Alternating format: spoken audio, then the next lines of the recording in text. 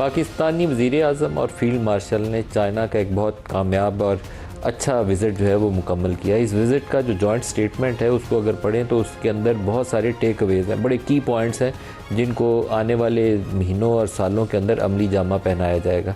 उसके अंदर अगर चंद मोटी मोटी बातें की जाएँ तो एक तो चाइना पाकिस्तान जो इकनॉमिक कॉरिडोर है उसका 2.0 CPEC 2.0 का जिक्र है कि पहले तो हमने रोड्स इंफ्रास्ट्रक्चर डेवलप किया, अब इसको 2.0 पे लेकर जाना है और इंडस्ट्रीज़ इसके ऊपर डेवलप करनी है। ट्रेड कोऑपरेशन का जिक्र है, मिनरल्स माइनिंग के शोबे के अंदर जैसे आजकल रेयर अर्थ के अंदर बहुत काम हो रहा है उसका जिक्र आता है, उस कोऑपरेशन को कैसे एक्सपेंड करना है। लेकिन कुछ ऐसी चीज़ें हैं जो मेरे ख्याल में हेडलाइन के तौर पर आने वाले महीनों में इस विज़िट की जो राय डायरेक्शन है उसको सेट करेंगी। रीजनल सिक्योरिटी इनिशिएटिव जो है उसके अंदर पाकिस्तान और चाइना का जिक्र आता है कि चाइना और पाकिस्तान रीजनल सिक्योरिटी इनिशिएटिव में पाकिस्तान का जो किरदार है पीस और स्टेबिलिटी के हवाले से चाइना देख रहा है, उसको as a partner China Pakistan को साथ लेकर चलेगा इस इलाकाई अमन और सलामती को इंश्योर करने के लिए। काउंटर टेररिज्म के शोबे के अंदर भी जो पाकिस्तान का किरदार है उसे उन्होंने सेंट्रल एक स्ट्रेटिजिक रोल के तौर पर आइडेंटिफाई किया। फिर ट्रांस बाउंड्री जो वाटर इश्यूज़ हैं, ये मेरे ख्याल में मोस्ट सिग्निफिकेंट एक पैरा है जो इस स्टेटमेंट का हिस्सा है कि जो ट्रांस बाउंड्री वाटर इश्यूज़ हैं उसके ऊपर दोनों ममालिक ताउन करेंगे। जब इंडिया कहता है कि वो इंडस वाटर ट्रीटी को नहीं मानता या पाकिस्तान के हिस्से में आने वाले दरियाओं का पानी रोकेगा, तो वो जो दरियाओं का पानी रोकने का जिक्र करता है उन सारे दरियाओं का जो हेड्स हैं वो चाइना से होते हुए इंडिया में आते हैं। तो ट्रांस बाउंड्री वाटर कोऑपरेशन का मतलब ये होगा कि हम एक कोऑपरेटिव अरेंजमेंट में होंगे जिसमें इक्विटेबल जो डिस्ट्रीब्यूशन है वाटर की उसके ऊपर काम करेंगे। और एक अगर कोई मुल्क उसमें बदमाशी कर रहा है, जो इस केस में इंडिया बदमाशी करने की कोशिश करता है, अगर वो किसी वाटर हेड को रोकने की कोशिश करता है तो उसका जो मंबा है पीछे ब्रह्मपुत्र दरिया है उसका, जिसका वाटर फ्लोज करते हैं आगे इंडस में और बाकी दरियाओं में, तो उसके जो हेड्स हैं वो चाइना से होते हुए वो इंडिया में आते हैं और इंडिया से होते हुए पाकिस्तान में आते हैं। तो ये बहुत ही एक मोस्ट सिग्निफिकेंट एक पैरा है जो इस जॉइंट स्टेटमेंट का हिस्सा है। इसी तरीके से इसके अंदर आपको TTP का जिक्र नज़र आएगा। TTP का जिक्र बहुत सिग्निफिकेंट है। उसके साथ उन्होंने ईस्ट तुर्किस्तान इस्लामिक मूवमेंट का भी लिखा है जो सिंकियांग में बहुत एक्टिव थी, लेकिन पाकिस्तान के कॉन्टेक्स्ट में उसके ऊपर हमने ताउन भी बहुत किया है चाइना से। चाइना इनिशियली आज से 15-20 साल पहले उनके तहफ़्फ़ुज़ात आते थे, लेकिन 15-20 सालों में पाकिस्तान ने इफेक्टिवली उसको एड्रेस करने के लिए काफ़ी सारा काम किया। अगर मज़ीद काम करना होगा तो वो भी पाकिस्तान विलिंगली करेगा, खुशी के साथ करेगा। किसी इसमें कोई तामुल नहीं होगा पाकिस्तानी किसी पॉलिटिकल अथॉरिटी को या किसी मिलिट्री अथॉरिटी को। TTP के ऊपर बहुत सिग्निफिकेंट है क्योंकि अभी सिंकियांग के अंदर चाइना ने टॉक्स फैसिलिटेट की थी, इनफॉर्मल टॉक्स फैसिलिटेट की थी पाकिस्तान, चाइना और अफ़गानिस्तान।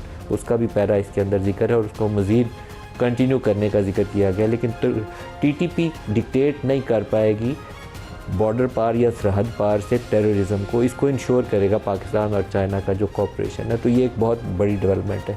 इसी तरीके से पाकिस्तान ने वन चाइना पॉलिसी के ऊपर, ताइवान के मसले के ऊपर, साउथ चाइना सी के ऊपर जो चाइनीज़ इंटरेस्ट है उसके ऊपर मुकम्मल सपोर्ट की है और बिल्कुल ये कह दिया जैसे हम कहते हैं ना कश्मीर हमारा अटूट अंग है, तो हमने कहा कि ये सारा चाइना का अटूट अंग है, चाइना का हिस्सा ये सारा इलाका। इन रिटर्न चाइना ने क्या कहा? चाइना ने कहा कि मसला कश्मीर का हल UN रेजोल्यूशंस के मुताबिक होना चाहिए और साउथ एशिया के अंदर पीस होनी चाहिए और पाकिस्तान की जो इलाकाई सलामती है उसको इंश्योर करने के लिए मुकम्मल सपोर्ट का इजहार किया। और ये जो स्ट्रेटिजिक पार्टनरशिप है इसको आगे लेकर चलना है चाइना और पाकिस्तान ने। और साथ ये भी एक उसके अंदर पैरे का हिस्सा है कि ये जो कोई दुनिया का मौसम हो, कोई दुनिया का चैलेंज हो, दो तरफ़ा ताल्लुकात की राह में वो रुकावट नहीं बन पाएगा। और इस पार्टनरशिप को लेकर दोनों मुल्क आगे चलेंगे और एक ऐसी सोसाइटी को मार्ज़ वजूद में लाएंगे, चाइना पाकिस्तान सोसाइटी को, जो नेक्स्ट आने वाले सालों के, आने वाले महीनों के जो चैलेंजेस है उसको एड्रेस करेगी। तो बड़ी जामिया किस्म का बयान है और मेरे ख्याल में मौजूदा हालात के तनाजुर में इसकी अहमियत और भी बढ़ जाती है। पाकिस्तान ने जो ईरान वाला पीस इनिशिएटिव लिया उसकी भी चाइना ने मुकम्मल सपोर्ट किया, मुकम्मल हमायत की। और अगर इलाकाई सलामती का जिक्र देखें तो मुझे लगता है कि आने वाली अगली दहाई जो है एक नई राह सेट होनी है, वो होनी है न्यू रीजनल अलाइनमेंट्स की पोस्ट ईरान वॉर। वो अगले 5-7 साल 10 साल के अंदर ये शेप लेंगी नई चीज़ें। जैसे शंघाई कोऑपरेशन ऑर्गेनाइजेशन का एक फ़ोरम है, उसका अगला इजलास भी पाकिस्तान में होना है।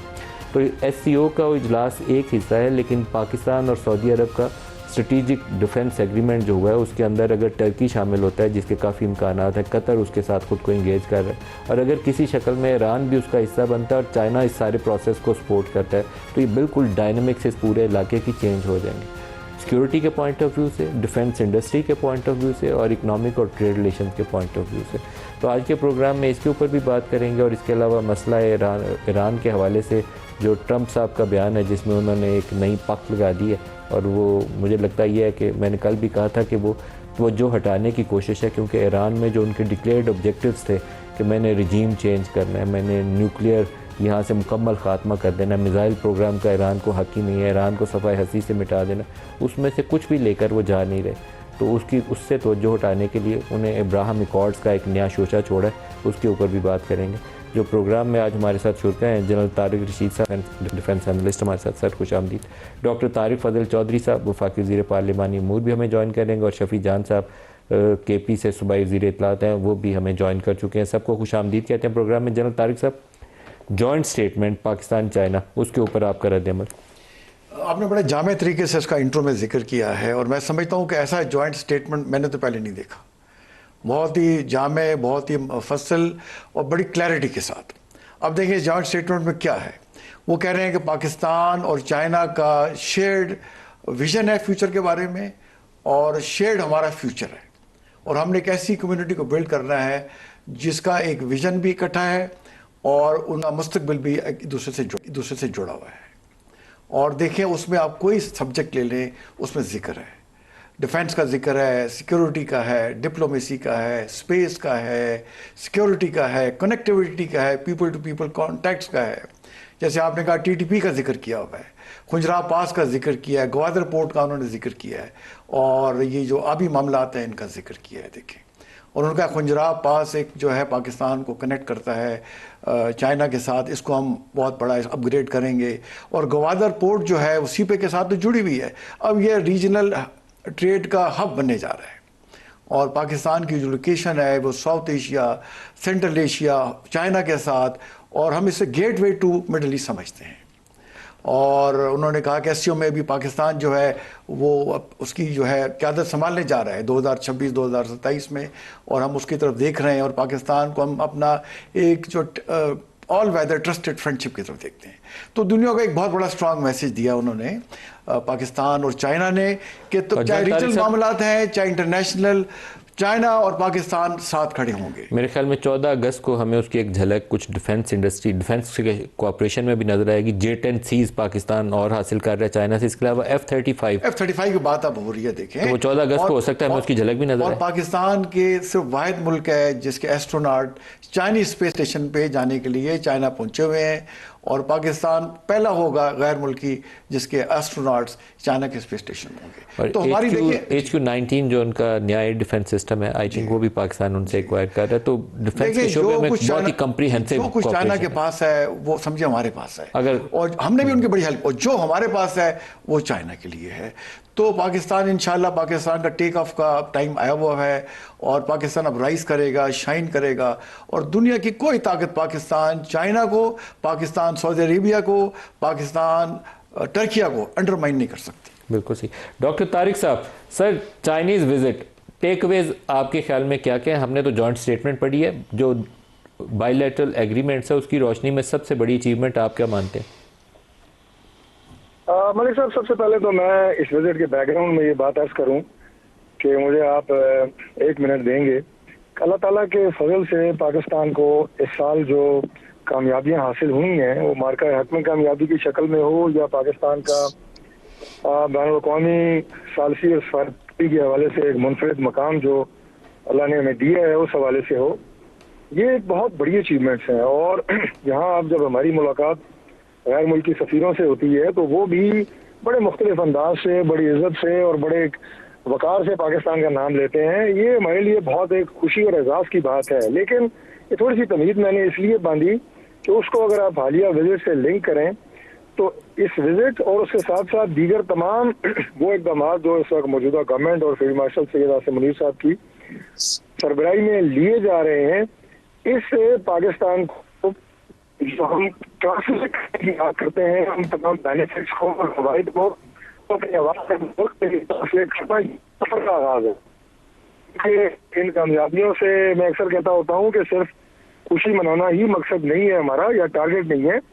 जब तक ये ट्रांसलेट नहीं होगा, हमारी इंटरनल स्टेबिलिटी, पाकिस्तान की तरक्की, पाकिस्तान की मैशत, हर चीज़ मजबूत होगी, पाकिस्तान के अवाम खुशहाल होंगे। तो हम समझते हैं कि ये उस कामयाबी के जो दायमी असरात हैं वो अवाम तक पहुंच रहे हैं और पाकिस्तान जो है वो फल फूल रहा है और तरक्की कर रहा है। अब इस विजिट के हवाले से स्पेसिफिकली अगर आप देखें तो हमारे वो तमाम मिनिस्टर्स जो हैं वो प्राइम मिनिस्टर साहब के साथ थे, हमारे जो डिप्टी प्राइम मिनिस्टर हैं वो साथ थे, फील्ड मार्शल साहब जो हैं वो प्राइम मिनिस्टर साहब के साथ वहाँ मौजूद थे पूरे डेलीगेशन में। और जो चाइनीज़ हुकाम के साथ वहाँ पे जिस तरह मुलाकातें हुई और मुख्तलिफ जो हमारी सेगमेंट्स हैं ट्रेड के, हमारी एक दूसरे के साथ रवाबित में जो कमर्शियल एक्टिविटीज़ इन्वॉल्व हैं, और ख़ास तौर पे मैं सी पैक का जिक्र करूँगा कि जो कि जैसे हमने हमेशा कहा है कि एक पिछले दौर में उसमें कोई खातर खा आप ये कहें कि हम अचीवमेंट हासिल नहीं कर सके थे, उसको रिस्टोर किया गया है। उसकी तमाम जो अहदाफ और टारगेट्स हैं वो अब बिल्कुल हदफ है और तौर पे काम होगा। पाकिस्तान के अंदर सरमायाकारी आएगी, पाकिस्तान में बिजनेस आएगा और चाइनीज़ जो है जो हमारे बहुत टाइम टेस्टेड दोस्त रहे हैं और आज भी हैं, और हम उनके मार्का हक में मैं ज़रूर जिक्र करूंगा कि उनकी पाकिस्तान का जो सपोर्ट है वो पूरी दुनिया की पूरी ज़िंदगी के लिए मैं समझता हूं कि हम याद रखेंगे। उनका हमारे ऊपर जो है ये एक बड़ा कर्ज है और हम आइंदा भी इंशाअल्लाह ताला मिल के हम आगे बढ़ेंगे इस खित्ते में अमन के लिए, इस खित्ते में तरक्की के लिए, इस खित्ते में हर तरह के ताउन दोनों मुल्कों को इंशाअल्लाह ताला वो उनके दरमियान रहेगा और इसके असरात जो हैं वो इंशाअल्लाह बहुत ही ज़्यादा फ्रूटफुल होंगे। बहुत शुक्रिया। शफी जान साहब, आप फरमाइएगा, आपकी नज़र में इस विजिट की आउटकम और अचीवमेंट्स क्या हैं? सबसे पहले नदीम साहब आपका शुक्रिया। जहां तक चाइना विजिट की बात है तो पाकिस्तान और चीन की जो दोस्ती है वो लाजवाल है। हमेशा पाकिस्तान ने भी और चाइना ने भी जब भी एक दूसरे पे जब भी मुश्किल आई है, दोनों ममालिक एक दूसरे के पीछे खड़े हुए हैं। ये चीज साइड पे रख के कि किसकी गवर्नमेंट है, कौन हुकूमत में है, लेकिन चाइना और पाकिस्तान की दोस्ती जो है वो लाजवाल रही है। हालिया जो दौरा है, जो एक शेयर्ड आपने कहा कि एक स्टेटमेंट भी आ चुकी है जो कि खुश आइंद है। पाकिस्तान को इससे बेहतर फैसले करने पड़ेंगे और पाकिस्तान को एक तरक्की की नई राह पे भी इस तरह हम जा सकते हैं। जिस तरह सी पैक का जिक्र किया गया, फिर मार्का हक में भी चाइना का एक रोल रहा है, वो पाकिस्तान के पुष्ट पे खड़ा रहा है। लेकिन चाइना ने हमेशा ही पाकिस्तान का साथ दिया है और जो हालिया एक विजिट है, जो हमारे सिटिंग गवर्नमेंट है वो वहां पे मौजूद थे, जनरल आसिम मुनीर साहब वहां पे मौजूद थे, तो एक शेयर वहां से एक स्टेटमेंट आना एक अच्छी सिफारतकारी का नतीजा है। शफी जान साहब, जो दूसरे टॉपिक की तरफ भी आपको लेके जाऊँ, ट्रंप साहब ने ईरान वाले मुआहदे के साथ कुछ चीज़ों को जोड़ दिया। मुआहदे की इब्तदाई शक्ल अभी एक फ्रेमवर्क सा या एक लेटर ऑफ इंटेंट सा दोनों ने फाइनलाइज़ करना है, जिसमें 12-14 नुकात होंगे। फर्दर डिस्कशन उसके ऊपर करेंगे, एक एक नुक्ते पे, हॉर्मोज पे क्या करना है, न्यूक्लियर पे क्या करना है। लेकिन वो 12-14 नुकात के साथ ही ट्रंप साहब ने एक नई पहले प्री कंडीशन के तौर पर कह दिया है कि ये ममालिक, इस्लामी ममालिक जो हैं, ये सारे इब्राहिम अकॉर्ड भी साइन करें और उसके अंदर पाकिस्तान और सऊदी अरेबिया का भी जिक्र है।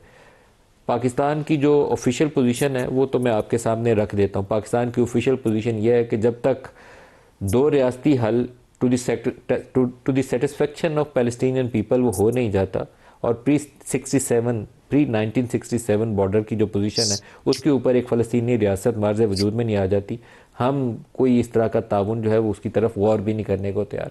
लेकिन आपका रद्द-ए-अमल चाहूँगा ट्रंप साहब के बयानात और पाकिस्तान को क्या करना चाहिए? देखिए, पाकिस्तान को यहाँ पे एक प्रिंसिपल स्टैंड लेना पड़ेगा। जहां तक अब्राहम कार्ड की बात है तो आज भी हमारी एक पॉलिटिकल कमेटी की इस पे मीटिंग हुई है और इसमें डिटेल डिस्कशन इस बात पे हुई है कि पाकिस्तान को इस पे क्या स्टेटमेंट देनी चाहिए। पाकिस्तान को पार्लिमान जो है वो एतमाद में लेना चाहिए और फलस्तीन के बारे में जो इमरान खान साहब की स्टेटमेंट्स ऑन रिकॉर्ड मौजूद है, तहरीक इंसाफ उसके साथ खड़ी होगी। फलस्तीन के साथ पाकिस्तानियों के दिल धड़कते हैं, ऐसी कोई भी चीज पाकिस्तान को एज अ रियासत साइन नहीं करना चाहिए जिससे फलस्तीन जो कॉज है उसको नुकसान पहुंचे। हम कल तो ईद है, ईद के फौरन बाद इब्राहिम कार्ड पे हम प्रेस कॉन्फ्रेंस भी करेंगे और तहरीक इंसाफ अपनी पॉलिसी भी अपनी कौम के सामने रखेगी।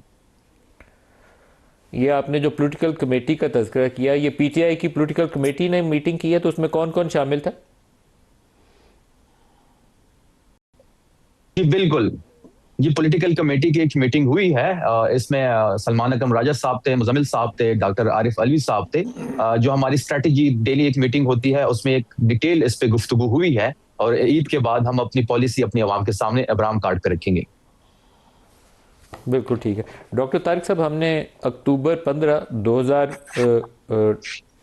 जल तारिक साहब से पूछा, जल तारिक साहब से अक्टूबर 15 2025 हमने एक इंटरव्यू किया था डिफेंस मिनिस्टर ख्वाजा आसिफ का, तो वो आज स्टेटमेंट सोशल मीडिया के ऊपर काफ़ी गर्दिश कर रहा है। पहले तो मैंने उसकी तारीख इसलिए वाजे किया कि कन्फ्यूजन ना रह जाए, ये 15 अक्टूबर 2025 का इंटरव्यू है, आज या कल का नहीं है। ज़रा क्लिप। मेरा नहीं ख्याल कि हम किसी भी ऐसे अकॉर्ड में शामिल हों जो हमारे बुनियादी जो नज़रियात हैं उसके साथ क्लैश करे, और मेरा ख्याल है इस वक्त कोई इनिशिएटिव इस सिलसिले में हमारी तरफ से नहीं लिया गया, ना हमें किसी ने कहा है। हुकूमत को किसी लेवल के ऊपर अप्रोच किया गया यूएस स्टेट डिपार्टमेंट से या किसी और जगह से? We have a very clear stand कि ये चीज़ जो है हमें एक्सेप्टेबल नहीं है। और अब दूसरा ये है कि हमारे पासपोर्ट के ऊपर जो है हम वाहिद मुल्क हैं जिनके ऊपर जिनमें इंक्लूड ही नहीं है इसराइल का नाम।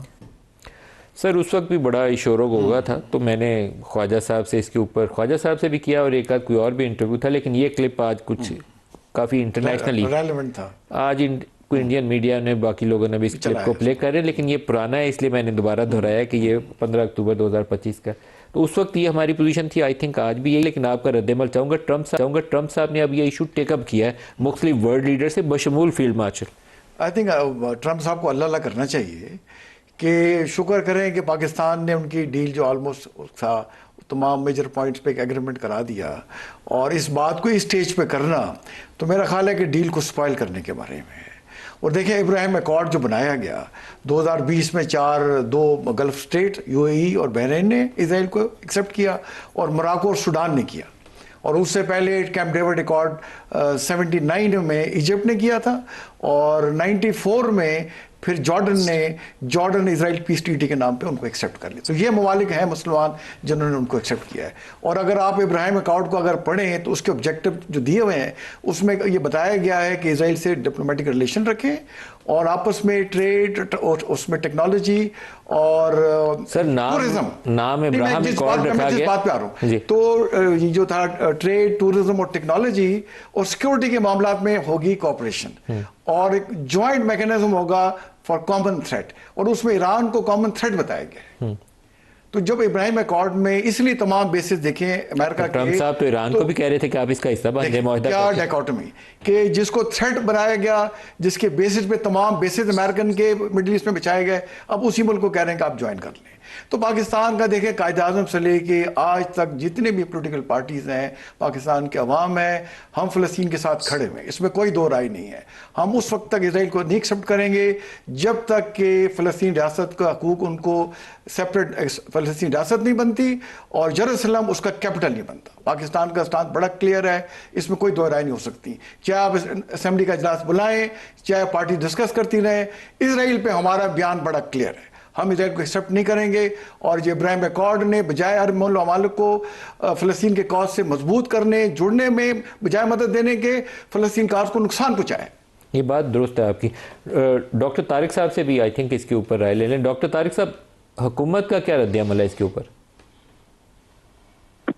जी मलिक साहब, देखें अभी चाइना की बात हो रही थी तो शफी जान साहब का ताल्लुक अपोजिशन से है, लेकिन उन्होंने बिल्कुल हमारी कोई बात उन्हें पसंद हो या ना हो, लेकिन चाइना के हवाले से उनके और हमारे जज्बात सेम है। बहुत अच्छा बयान दिया शफी जान ने चाइना वाले मसले के ऊपर। मैंने इसीलिए उनका जिक्र किया कि मैं उसे अप्रिशिएट करता हूँ। इसमें गवर्नमेंट अपोजिशन की जज्बात भी सेम है, बयानात भी सेम है, अज़म भी सेम है। और ये रेफरेंस मैंने इसलिए दिया कि फ़लस्तीन के हवाले से भी हमारे जज्बात वही हैं, वो गवर्नमेंट है चाहे अपोजिशन है, और वो जज्बात है नो कम्प्रोमाइज। पैलेस्टीनियन इंटरेस्ट के ऊपर, फ़लस्तीनी बहन भाइयों के माओ के हुकूक के ऊपर पाकिस्तान का नो कम्प्रोमाइज है। This is number one. दूसरी बात यह है कि और हमारी गवर्नमेंट का भी नो कम्प्रोमाइज है, I must make it clear दूसरी बात यह है कि जो ईरान और अमेरिका का कॉन्फ्लिक्ट है बिल्कुल एक अलग तनाजुर में है। उसके ऊपर पाकिस्तान के साथी की कोशिश की है, भरपूर किरदार अदा किया है, पूरी दुनिया उसकी मोतरफ है और वो नज़दीक है कि वो मामला जो है वो हल हो जाए। वो बिल्कुल एक अलग तनाजुर है। इससे ज़्यादा मैं बात इसलिए नहीं करूँगा कि फिर अगर कोई कैबिनेट मेंबर कोई बात करता है तो गवर्नमेंट की पॉलिसी की बात है। दोनों वालों की पॉलिसी मैंने आपको बता दी है, इसमें कोई अभाव नहीं होना चाहिए। बाकी क्योंकि इसमें मेन डोमेन जो है फॉरेन ऑफिस का है, तो इसमें जो ऑफिशियल स्टेटमेंट है, जो वर्जन है, वो फॉरेन ऑफिस की जिम्मेदारी है, लेकिन वो इन्हीं ब्रैकेट्स के अंदर होगा जिसमें पैलेस्टीनियन जो एक उनकी अपनी आइडियालॉजी है, सोवरेनिटी है, उनके राइट्स हैं, उसके ऊपर नो कम्प्रोमाइज, जीरो टॉलरेंस। और उसके साथ इस इशू को हल करने के हवाले से भी पाकिस्तान जो है उस विषयों से ये बहुत करीब है। लेकिन मैं आपको ये जरूर कह दूं कि मैं नहीं समझता कि इन दोनों का आपस में इस तरह का चीज है कि दोनों एक ही वक्त पे साइन होंगे या एक वक्त पे होने चाहिए, ये ऐसी कोई कोशिश की जाएगी। ये बिल्कुल दो अलग अलग आप ये कहें कि मामलात हैं और इनका आपस में कोई लिंक नहीं। मैं समझता हूँ कि अमेरिका और ईरान का जो कॉन्फ्लिक्ट है ये इंशाल्लाह ताला अल्लाह के फजल से, पाकिस्तान की कोशिशों से, बाकी ने भी जिन्होंने इस पे हिस्सा डाला है, सब काबिल सताइश है, ये जल्द हल होगा और बाकी मामला जो है वो जो हमारी स्टेटेड पॉलिसी के मुताबिक आगे चलेंगे और वो इंशाल्लाह बेहतर होगा।